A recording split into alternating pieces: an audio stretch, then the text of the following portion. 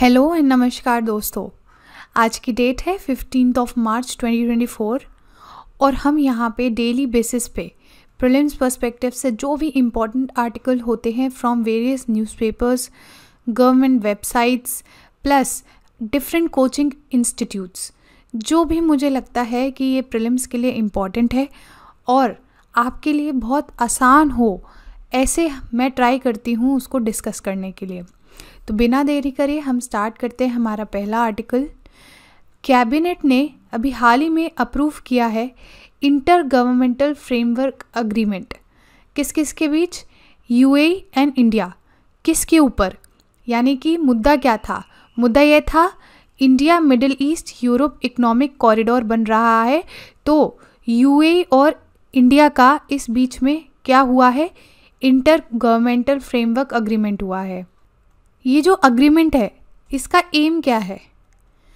जो भी इंडिया और यूएई के बीच में बायलैटरल रिलेशंस हैं उनको बढ़ाया जा सके और पोर्ट्स, मैरीटाइम, लॉजिस्टिक्स सेक्टर को भी इनके रिलेशन में मजबूत किया जाए, यानी कि इन सेक्टर्स में दोनों मिलके काम करें, ports, maritime and logistics sectors. और क्या इंक्लूड करता है कि दोनों साथ मिलके इन्वेस्टमेंट करें, ठीक है, और कोलैबोरेशन करें जिससे आईमैक का डेवलपमेंट हो सके। आईमैक यानी कि India middle east Europe economic corridor. इस कॉरिडोर के बारे में थोड़ा सा और समझ लेते हैं कि ये है क्या। ये जो है ना एक ट्रांजिट नेटवर्क है, यानी कि एक आप ऐसे समझ लीजिए कि रूट है जो कि कनेक्ट करता है या इंटीग्रेट करता है एशिया को, यूरोप को और मिडिल ईस्ट को। यहाँ पे आप मैप से समझ सकते हो। यहाँ पे डिफरेंट रूट्स को अपनाया गया है, जैसे ship to rail network, rail roads हैं और रोड ट्रांसपोर्ट रूट्स हैं, ठीक है। अब ये साइन किस किस के बीच में हुआ था? India, European union, France, Germany, Italy, Saudi Arabia, UAE and US, ठीक है। कहाँ पे हुआ था? जो हाल ही में G20 का समिट हुआ था, तो इस चीज़ में हमने साइन किया था आईमैक को। अब सिग्निफिकेंस क्या है? जैसे आप समझ सकते हो इतनी सारी बड़ी बड़ी कंट्रीज़ एक ही प्लेटफॉर्म पे आई हैं और इंटीग्रेशन की बात कर रही हैं, तो यानी कि आप प्रॉस्पेरिटी की बात कर रहे हो। जैसी कनेक्टिविटी होती है तो वहाँ पे ऑब्वियसली बात है आपका जो फ्लो ऑफ एनर्जी होता है वो बढ़ जाता है, तो हम प्रॉस्पेरिटी की बात करेंगे, यानी कि इसके थ्रू जो एनर्जी और डिजिटल कम्युनिकेशन का फ्लो है वो बढ़ जाएगा, ठीक है। और आईमैक के जितने भी नेशंस हैं उनकी कंबाइंड जीडीपी जो है वो 40% है वर्ल्ड के टोटल जीडीपी से। जैसे चाइना का बेल्ट एंड रोड इनिशिएटिव है, तो जो ये आईमैक है आपका, ये ऑल्टरनेटिव प्रोवाइड करता है चाइना के बेल्ट एंड रोड इनिशिएटिव का, और ये ग्लोबल सप्लाई चेन को बहुत ही ज़्यादा रेजिलिएंट बना देगा। यानी कि अगर मान लो अभी BRI की बात करें, तो अगर BRI बन गया तो हम लोग क्या हो जाएंगे? चाइना पे डिपेंडेंट हो जाएंगे, है ना, या फिर जो भी ग्लोबल सप्लाई चेन है वो डिपेंडेंट हो जाएगी। तो इसका ऑल्टरनेटिव होना बहुत ज़रूरी है।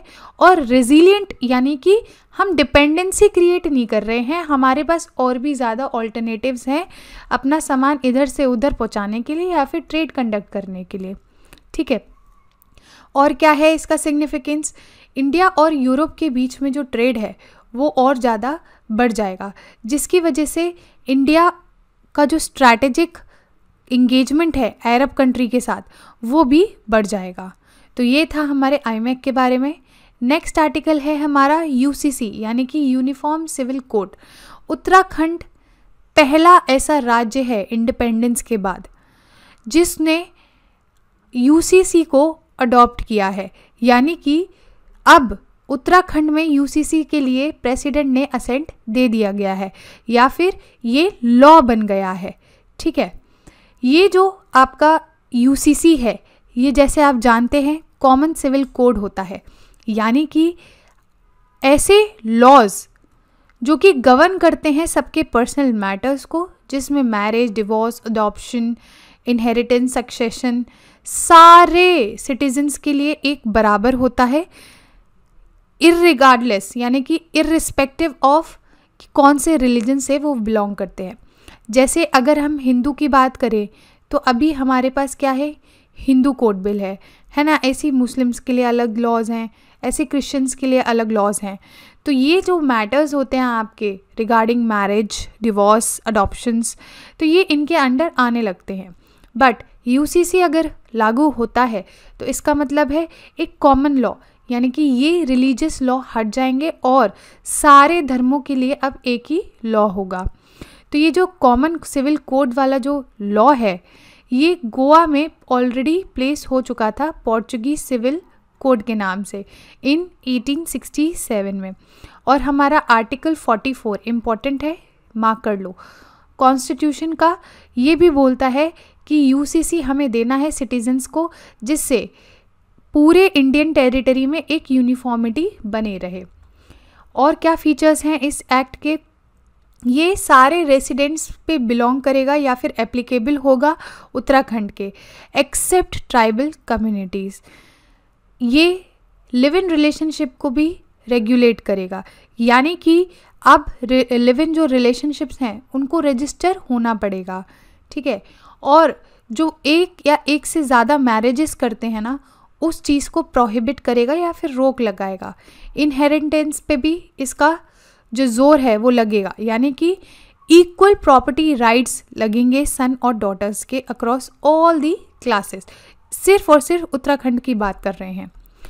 अब नीड क्या है, नीड इसलिए है कि भैया आपको भी पता है इक्वालिटी नहीं है, यानी कि अगर हम यहाँ पे देखें कि प्रॉपर्टी राइट्स की जब बात करते हैं तो अभी भी डॉटर्स और जो सन है इस मामले में इक्वल नहीं है। लेकिन अगर यूसीसी लागू होता है तो ये सारी चीज़ें मिट जाएंगी और सन और डॉटर का इक्वल प्रॉपर्टी राइट हो जाएगा। प्लस डिफरेंट रिलीजन में डिफरेंट पर्सनल लॉज हैं, जिसकी वजह से इनइक्वालिटी काफ़ी ज़्यादा है, तो वो भी इससे दूर होएगी। जेंडर जस्टिस, जैसे मैंने अभी बताया आपको कि सन और डॉटर्स के बीच में जो डिफ्रेंशिएट किया जाता है उस चीज़ को हटा दिया जाएगा। नेशनल इंटीग्रेशन, यानी कि पूरी कंट्री एक कॉमन लॉ के अंडर ही रूल करेगी, यानी कि अब ऐसा नहीं कहा जाएगा कि तुम्हारे धर्म में ये है या हमारे धर्म में ये है, अब कॉमन लॉ हो जाएगा। तो इससे ये होगा कि डिफरेंस नहीं आएंगे, ठीक है, और इंटीग्रेशन होगा। और सुप्रीम कोर्ट ने मोहम्मद अहमद खान वर्सेस शाह बानो बेगम 1985 केस में भी ये बोला था कि यूसीसी आना चाहिए। अगर हम बात करें चैलेंजेस की यूसीसी में, तो काफ़ी सारे चैलेंजेस हैं, जैसे कि प्लुरैलिटी एंड डाइवर्सिटी।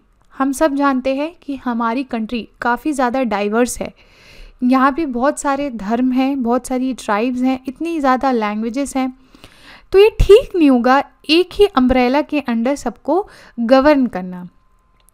2018 में लॉ कमीशन ने भी बोला था कि यूसीसी अभी ना तो नेसेसरी है ना ही डिज़ायरेबल है इस कंट्री में।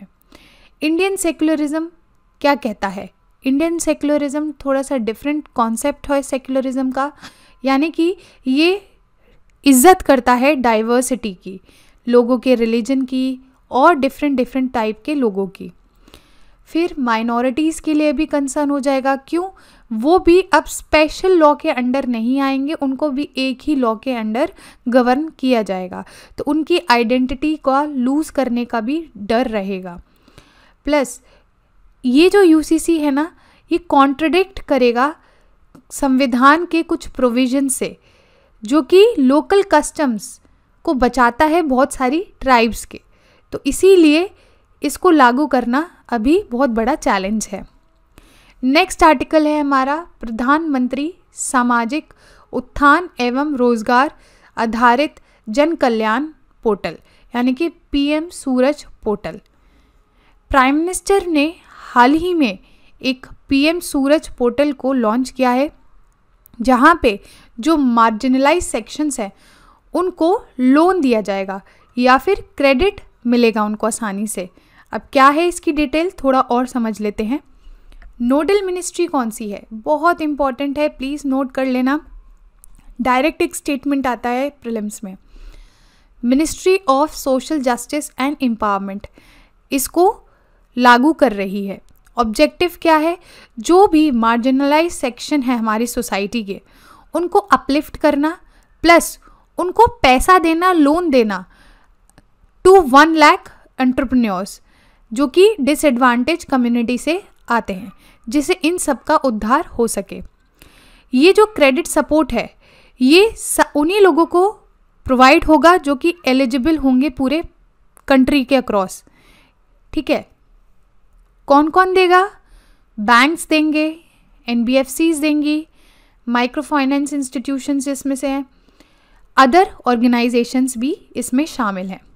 तो ये पोर्टल है, यहाँ पे जाके जो मार्जिनलाइज सेक्शंस हैं या डिसएडवांटेज कम्युनिटीज़ हैं वो यहाँ पे जाके क्या कर सकती हैं, लोन को परस्यू कर सकती हैं।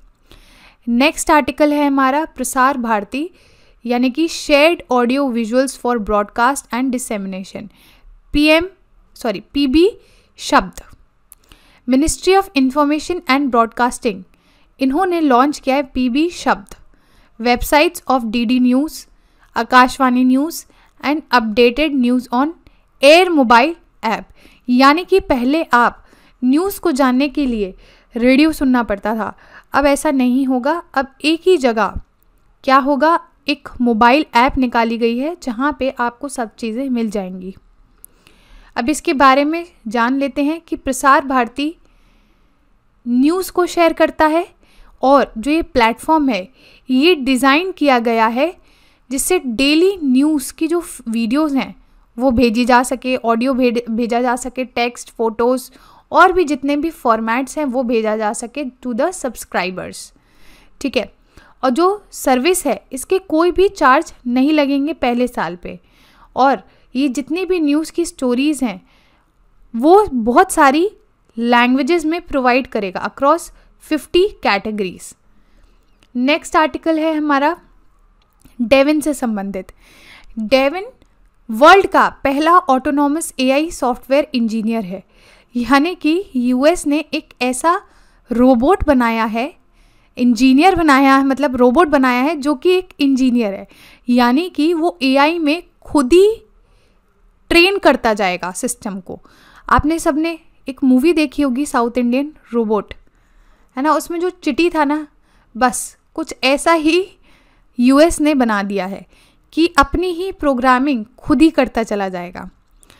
तो ये बिल्ड करेगा, डिप्लॉय करेगा ऐप्स को, एंड टू एंड ट्रेन करेगा और अपने ही AI मॉडल को ट्यून भी करेगा।